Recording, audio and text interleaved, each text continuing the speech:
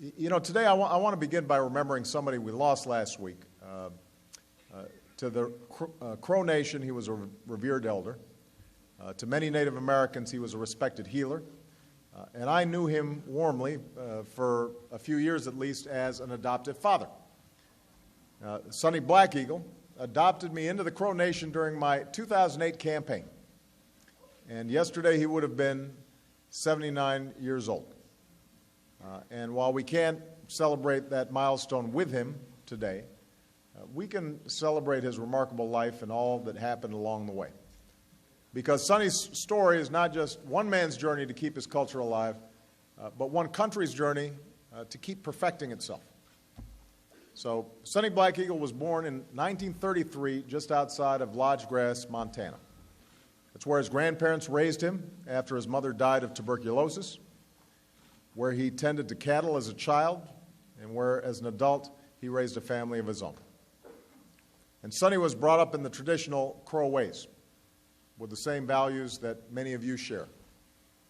A reverence for the earth, to cherish the earth, and to cherish each other, to honor ancestors, and preserve traditions.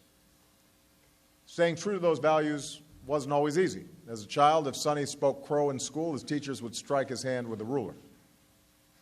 As a teenager, when he went to eat at local restaurants, he was sometimes met with a sign on the door that said, "No Indians or dogs allowed." In the 1950s, as Sonny and his wife Mary began a new life together, the government put in place a new policy of forced assimilation, a move that harkened back to the days when native religions and languages were banned. The policy was called termination for a reason. It was meant to end tribal governments in America once and for all. So Sonny, like many of you, knew intolerance and knew injustice.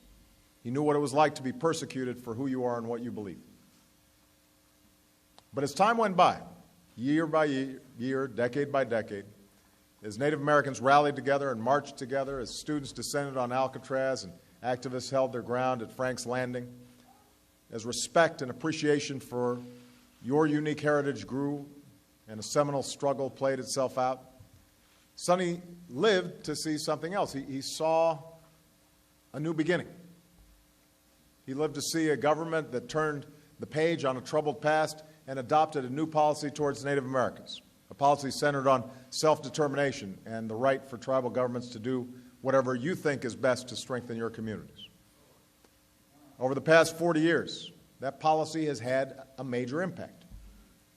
It's empowered you to build up stronger institutions. It's enabled you to establish more effective law and order. It's laid the foundation for a true and lasting government-to-government relationship with the United States. And over those decades, as Sonny went from being a father to a great-great-grandfather, and as he taught his family the Crow language and his community the Crow customs, as he became a living symbol of the perseverance of the entire Crow Nation, Sonny stayed true to those fundamental values, to cherish the earth and each other, to honor ancestors and preserve traditions.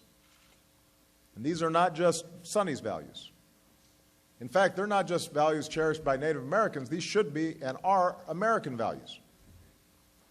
And they lie at the heart of some of our country's greatest challenges: to rebuild a middle class, to build ladders of opportunity for everybody who's working hard, to protect our planet, to leave our children something better than we inherited, to make sure Americans remain optimistic about the future, and that this country of ours remains the place where no matter who you are or what you look like or where you come from or what your last name is, you can make it here if you try. These are the challenges that we can only solve together. And that's been our approach to the unique challenges facing Indian country. Now, 3 years ago, I was proud to see that this conference was the largest gathering of tribal leaders in our history. And back then, an event like this was rare. Today, it's gotten routine.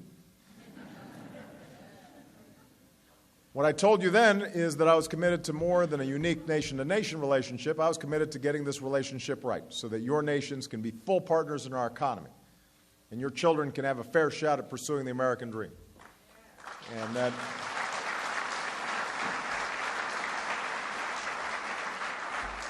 no one has to live under the cloud of fear or injustice. And to make sure that we followed through on those commitments. Excuse me. I've named Native Americans to my White House staff, like Jody Gillette and Charlie Galbraith, who many of you know.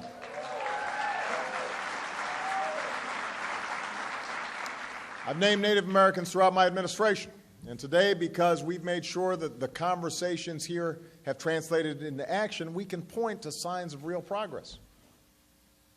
We focused on justice and tribal sovereignty. Long-standing legal disputes like the Cobell case have been resolved. I signed into law the Tribal Law and Order Act, which is helping to fight crime. These are all important steps, but we've got more work to do. With domestic violence so prevalent on reservations, we're pushing Congress to restore your power to bring to justice anyone, Indian or non-Indian, who hurts a woman.